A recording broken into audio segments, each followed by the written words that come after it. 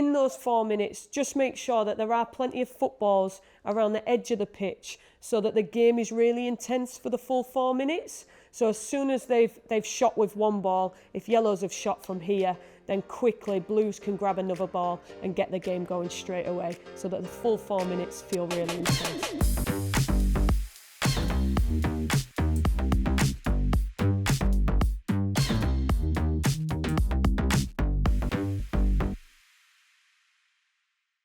Hi, I'm Emily Senior, Regional Coach Developer for the North East. This is a 6-week session programme on passing and receiving for 12 to 16-year-olds. This is week 1 of your 6-week session programme.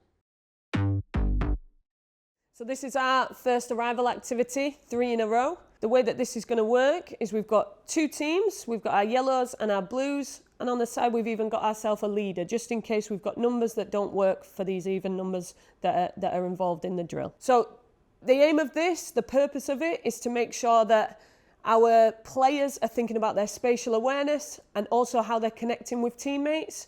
So to kickstart the game, we're going to have our leader on the side that's going to give the shout for go. When they shout go, it's as quick as we can in our team. Can we connect 3 players across our grid in a row? We're going to be doing that against another team so that we've got some competition element to make it a little bit more engaging for us, to see if we can connect our 3 faster than the other 3. If we can do that, we win ourselves a point. Now, to make this a little bit more exciting for players so that it's not a stop and start, we might want to make sure that when the player shouts go, that these players are actually trying to connect across the grid 3 times in a row. So instead of just connecting here as a 3 once, we're then going to have to go and look and move around the opposing team. So using that spatial awareness a little bit more, as well as scanning to see where the opposition are moving, to try and connect 3 in a row another 2 times. So as soon as we can do that 3 more times, we've won the game and we're back to the beginning. Okay, so this is our first practice in week 1, following on from our arrival activity. So again, we are still unopposed with a little bit of interference in this one. So we've got 3 teams involved. We've got 2 yellows, 2 blues, and 2 blacks. So you're working with a partner with this one.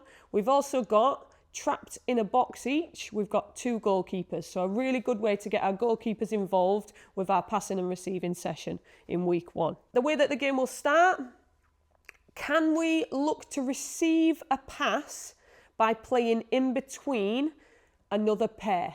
Okay, it doesn't have to be the same pair of players. It might be that we play between a yellow and a black if we're the blue team, or we might just play straight between 2 yellows. But the role is, for the player without the ball that's on our team, is to make sure that we're in a space where we can receive it between 2 players. Once we've done that, once we've received between 2 players, the way that we earn points is to be able to play the ball straight first time into our goalkeeper. So if I receive a pass from my partner in blue, when I receive the ball, can I play it first time into the goalkeeper? Now you can imagine when I'm receiving the ball, knowing that I have to play it first time into my keeper's hands, I'm really going to have to think about my body shape to be able to receive the ball well and be able to play it immediately into the keeper. So we can start giving some detail at this point to the individuals around how they shape their body to be able to see both ball and the direction that it's going to go into the player that we're playing to as well. So that body shape is key, so that when it comes in, we're varying the technique to be able to play into the keeper's hands. So something else that we have to consider in this practice for our players, when we're on the move, our players are always going to be on the move alongside other opposing teams. So because of that, it is going to force some more of the scanning elements. So we have to be aware of what's going on around us to be able to get into good positions to receive the ball. So making sure that when other teams are on the move, we're still looking to see where the space is, and then being able to receive it with the correct body shape again to play it into that goalkeeper first time and win our point. Okay, so a way that you might want to challenge your players in this first practice is to, instead of having all 3 teams without any pressure, so passing the balls with no defenders around. We might actually take a ball away from one of our pairs. So now our black pair is becoming the pressing pair. So these are now going to challenge the two pairs that are on the ball, but because there are two pairs, that means there's 4 players, so not every individual is going to be pressed. So there will be a little bit more time on the ball to be able to make decisions, but it's a little bit more realistic to the game because we've got somebody putting pressure on us now. So we're thinking about the decision making for our passing players, and we're also thinking a little bit deeper around how we create the movement and the space to be able to receive around the pressing player. So a little bit more challenging. If you feel like your players are ready, this is a good challenge to take it a little bit further. So the way that this game works, we have 2 pitches either side of one another with quite a close gap between them. That's purposely done. On the smaller pitch, obviously the space is going to be a little bit tighter. That might meet the needs of some of the players. If you've got some that are slightly higher ability that need a little bit more challenge, they might be on the tighter spaced pitch to be able to challenge them.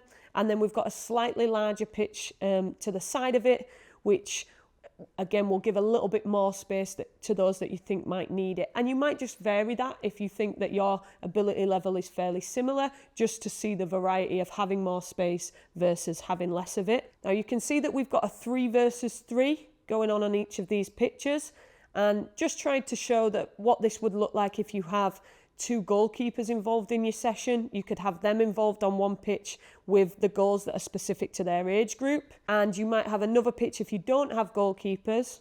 And if you don't have any goalkeepers at all, both pitches could look like this, where we have a mini goal involved.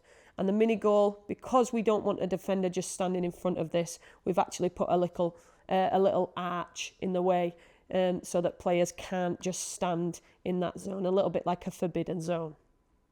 So the way that the game works is, although we're on 2 separate pitches, we're actually looking for a combined score for our team across both pitches.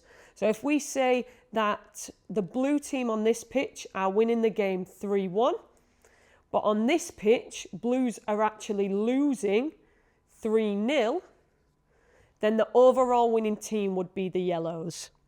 So it's important that all players are aware of what's going on across both pitches. So communication is going to come into this, which is obviously a vital part of our passing and receiving, but also the awareness to be able to look over to the other pitch and spot and identify space to exploit. So that's where the game gets really exciting for players. So as the game's going on, if the yellow team are in possession of the ball on this pitch, and a yellow player from the opposite pitch, or the adjacent pitch, can see space that can be exploited on that pitch, they might make a run to be able to connect, which is the key theme throughout this session, connect with that teammate that's on the ball to be able to receive. Their body shape is right so that they are able to quickly try to finish into this goal. The aim of this is that we can be overloading a pitch and looking for the spaces to go and exploit. And when we find them spaces, can we look to receive and then finish as quickly as possible?